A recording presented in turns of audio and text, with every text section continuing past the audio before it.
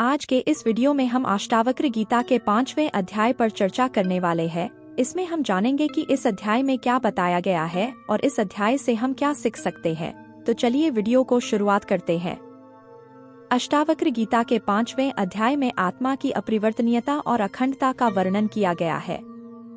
इस अध्याय में महर्षि अष्टावक्र राजा जनक को यह समझाते हैं कि आत्मा अद्वितीय, अपरिवर्तनीय और अविकारी है। वह किसी भी परिस्थिति, कर्म या विचार से प्रभावित नहीं होती। आत्मा की यह अपरिवर्तनीयता उसे सभी भौतिक और मानसिक बंधनों से परे रखती है। इस अध्याय का मुख्य संदेश यह है कि आत्मा नित्य, शुद्ध, बुद्ध और मुक्त है। इस ज्ञान को प्राप्त कर लेने के बाद व्यक्ति सभी प्रकार के दुखों और बंधनों से मुक्त हो सकता है। अष्टावक्र गीता के 5वें अध्याय का सार यह है कि आत्मा को समझना और उसकी अपरिवर्तनीयता को पहचानना ही सच्चा आत्मज्ञान है। महर्षि अष्टावक्र राजा जनक को यह बताते हैं कि आत्मा अद्वितीय है, जो न तो कर्मों से प्रभावित होती है, न ही विचारों से। आत्मा के इस स्वरूप को जानने के बाद व्यक्ति संसार के सभी बंधनों से मुक्त हो सकता है। इस अध्याय में महर्षि अष्टावक्र यह स्पष्ट करते हैं कि आत्मा की प्रकृति शुद्ध और अनंत है। वह जन्म और मृत्यु के चक्र से परे है। आत्मा को जानने और समझने का यह मार्ग ही सच्चे आत्मज्ञान की ओर ले जाता है। 5वें अध्याय का मुख्य विषय आत्मा की अपरिवर्तनीयता है। महर्षि अष्टावक्र राजा जनक को यह समझाते हैं कि आत्मा कभी भी बदलती नहीं है। वह स्थिर है, अविनाशी है और किसी भी प्रकार के परिवर्तन से परे है।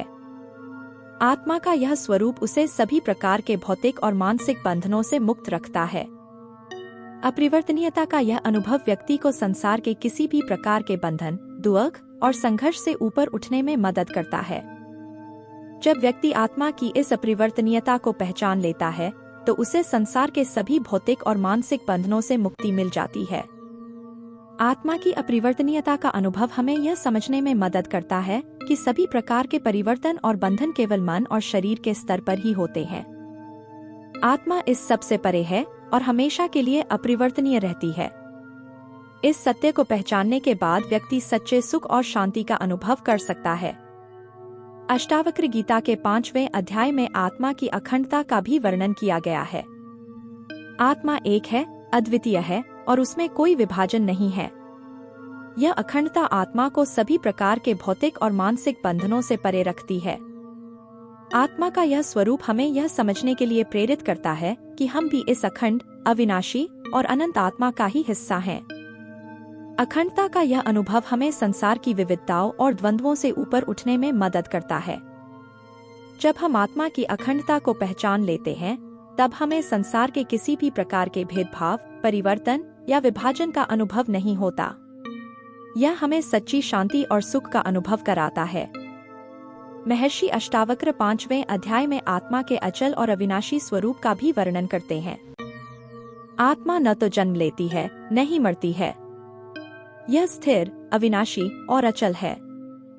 आत्मा का यह स्वरूप हमें यह समझने के लिए प्रेरित करता है कि हम भी इस अविनाशी आत्मा का ही हिस्सा हैं। आत्मा के इस अविनाशी स्वरूप को जानने के बाद हमें संसार के किसी भी प्रकार के बंधन, परिवर्तन या विभाजन का अनुभव नहीं होता।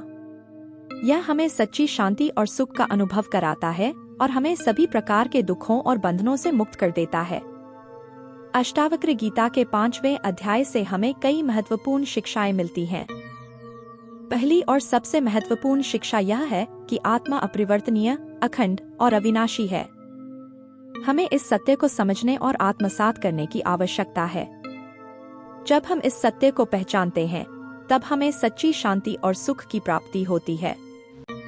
दूसरी शिक्षा यह है कि आत्मा का अचल और अविनाशी स्वरूप हमें संसार के सभी प्रकार के दुखों और बंधनों से मुक्त करता है।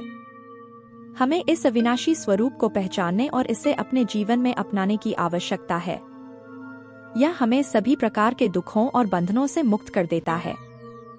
तीसरी शिक्षा यह है कि आत्मा की अखंडता हमें संसार के किसी भी प्रकार के भेदभाव, विभाजन और परिवर्तन से ऊपर उठने में मदद करती है। यह हमें सच्ची शांति और सुख का अनुभव कराती है और हमें सभी प्रकार के बंधनों से मुक्त कर देती है। तो दोस्तों, अष्टावक्र गीता के 5वें अध्याय का संदेश अत्यंत गूढ़ और महत्वपूर्ण है।